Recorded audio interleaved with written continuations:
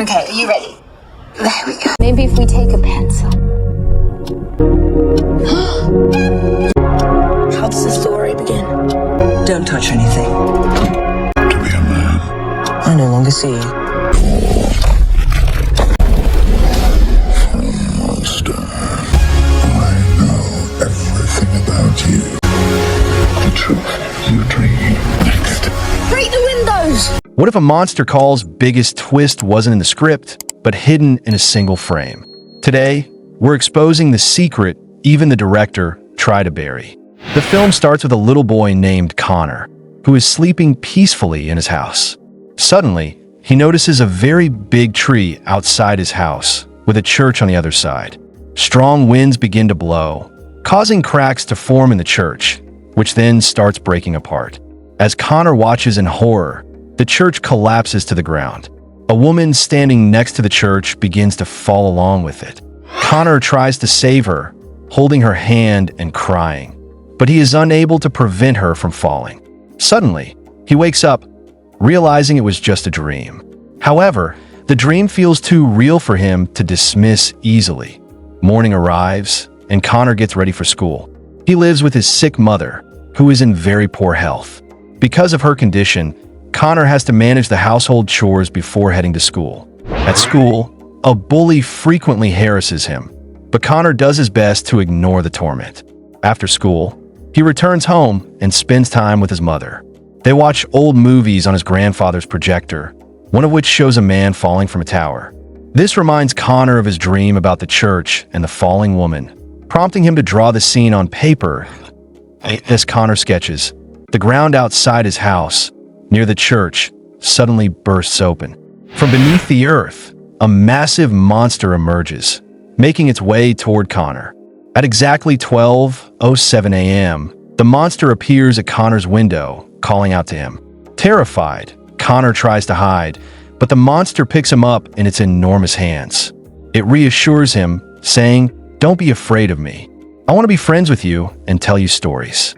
However, Connor refuses, believing the monster to be dangerous. Enraged by this, the monster glows a fiery orange and opens its massive mouth. Just as it seems Connor is about to be devoured, he finds himself back at the table where he had been drawing. Assuming it was just his imagination, Connor, still frightened, goes to his mother's room and sleeps beside her. The next morning, on his way to school, Connor notices the same large tree and examines it carefully. After school, he returns home to find his grandmother there. However, he does not feel happy to see her. She insists that he move in with her, but he refuses, leading to an argument between them. That night, he has another dream of the church breaking apart and wakes up in fear, only to see that it is again 12:07 a.m. Just like before, the monster emerges from the ground and approaches him. This time, the monster does not grab him forcefully, but instead holds him gently. It pleads with Connor to at least listen to its stories, even if they cannot be friends. Reluctantly, Connor agrees. The monster begins telling him a story about a king, a queen, and their children. Long ago, a king and queen lived happily in a grand palace with their children. However, one day, enemies attacked, killing the queen and the children, leaving only the king and his grandson alive. The king loved his grandson dearly and cared for him. Eventually, the king remarried, but his new wife was evil and greedy. She tried to kill the king, but failed each time. When the king eventually died of old age, the evil queen took over the throne, claiming that the prince was too young to rule. Angered, the prince left the palace and sought refuge in a village, where he revealed the truth about the queen. The villagers sought the monster's help to overthrow the queen, and they succeeded, restoring the prince to the throne. After finishing the story, the monster asks Connor who he believes was the villain in the tale. Connor is unsure, and the monster explains that people are neither purely good nor purely evil. Their actions define them. Connor confesses to the monster that he does not want to live with his grandmother and asks how he can escape from her. The monster tells him that his real struggle is not with his grandmother, but with something else entirely. The monster then disappears, and Connor returns home. The next day, he finds his mother's condition worsening. She tells him that her current treatment is not working, and she must go to the hospital for a new one. Saddened, Connor listens as his mother instructs him to live with his grandmother and obey her. Connor reluctantly agrees and moves in with his grandmother. Soon after, his father visits, bringing Connor temporary joy. They spend time together, and Connor expresses his desire to live with him instead of his grandmother. However, his father explains that while he wants to take Connor, the situation does not allow it at the moment. Connor is left disheartened as his father departs. That night, at exactly 12:07 a.m., the monster visits Connor again to tell another story. This story is about a village priest and a doctor. The doctor was skilled at making herbal medicines, but the priest forbade him from taking herbs from a magical tree. When the priest's daughters fell gravely ill and no other treatment worked, he pleaded with the doctor for help. However, the doctor refused, blaming the priest for previous deaths. The monster, enraged, destroyed the priest's home. Standing beside the monster, Connor joins in and starts destroying the house as well.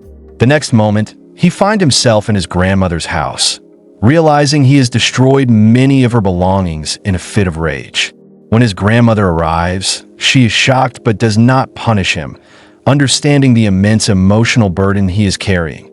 The next day, Connor visits his mother in the hospital and sees that her condition has deteriorated further. Desperate, he begs the monster to heal her, but the monster refuses, explaining that it cannot interfere. At school, the bully tells Connor that he will no longer bother him. Not because he has changed, but because Connor seems invisible to everyone now. The monster later tells Connor a story about an invisible man who is unseen not because he lacked visibility, but because others ignored him. This realization makes Connor angry, and he attacks the bully, severely injuring him. This event makes Connor stand out, no longer invisible. That night, Connor falls asleep at the base of the tree, and his grandmother finds him, taking him to the hospital. Their relationship begins to improve. At the hospital, Connor shares a final, heartfelt moment with his mother before she peacefully passes away. Later, as he settles into his new room at his grandmother's house, he discovers an old diary belonging to his mother. Inside, he finds drawings of the 3 stories and the monster, revealing that she, too, had seen it as a child. This confirms that the monster was a creation of Connor's imagination, guiding him to accept his mother's death and move forward with his life. The film ends with Connor coming to terms with his grief and beginning his journey toward healing. So, genius twist or total nonsense? Find it out below. And if you spotted a detail we missed, drop in the comments. Prove us wrong. Thanks for watching.